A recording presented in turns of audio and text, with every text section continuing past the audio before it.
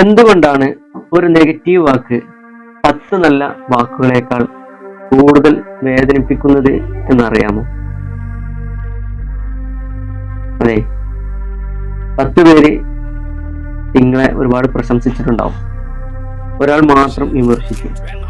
പക്ഷെ രാത്രി ഉറങ്ങാൻ പോകുമ്പോൾ ഓർമ്മ വരുന്നത് ആരുടെ വാക്കായിരിക്കും? ആ ഒരാളുടേതല്ലേ. എന്തുകൊണ്ടാണെന്ന് അറിയാമോ? ഇത് നിങ്ങൾക്കും സംഭവിച്ചിട്ടുണ്ടാകാം. 10 നല്ല അഭിപ്രായങ്ങൾ, ഒരു മോശം അഭിപ്രായം ഒരാൾ പറഞ്ഞിട്ടുണ്ടാവും, പക്ഷേ മനസ്സ് പിടിച്ചു വെക്കുന്നത് ആ ഒരു നെഗറ്റീവ് വാക്കായിരിക്കും. ഇത് നിങ്ങളുടെ ബലഹീനതയല്ല, നമ്മുടെ തലച്ചോറിന്റെ ഒരു സ്വാഭാവികമായിട്ടുള്ള ഒരു പ്രവണതയാണ്.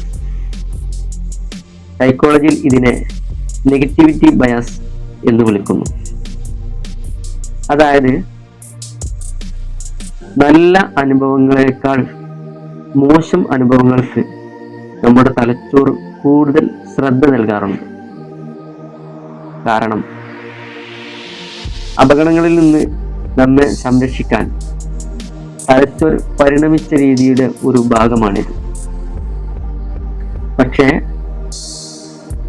ഓരോ വിമർശനവും സത്യമാകണമെന്നില്ല, ഓരോ നെഗറ്റീവ് അഭിപ്രായവും നിങ്ങളുടെ മൂല്യം നിർണ്ണയിക്കണമെന്നുമില്ല.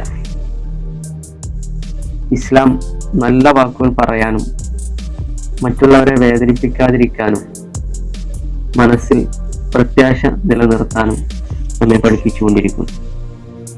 ഹിന്ദുമതം മനസ്സിനെ സന്തുലിതമായി നിലനിർത്തുമ്പോൾ പുറം ലോകത്തിന്റെ പ്രതികരണങ്ങൾ നമ്മെ കുറച്ച് മാത്രമേ ബാധിക്കൂ എന്ന് നമ്മെ ഓർമ്മിപ്പിച്ചുകൊണ്ടിരിക്കുന്നു.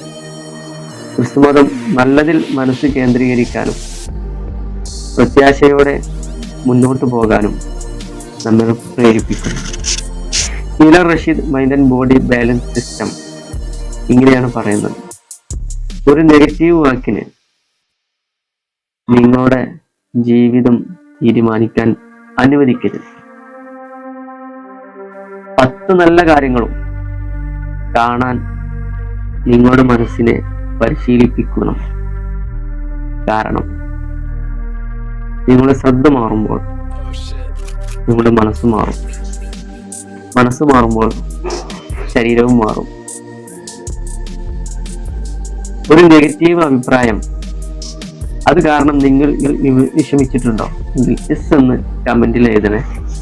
ഈ വീഡിയോ ഉപകാരപ്പെടുമെന്ന് തോന്നുന്ന ഒരാൾക്ക് അത് ഷെയർ ചെയ്യണേ. കൂടുതൽ മൈൻഡ് ആൻഡ് ബോഡി ബാലൻസ് വീഡിയോകൾക്കായി എന്നെ ഫോളോ ചെയ്യണേ. Okay, thank you so much.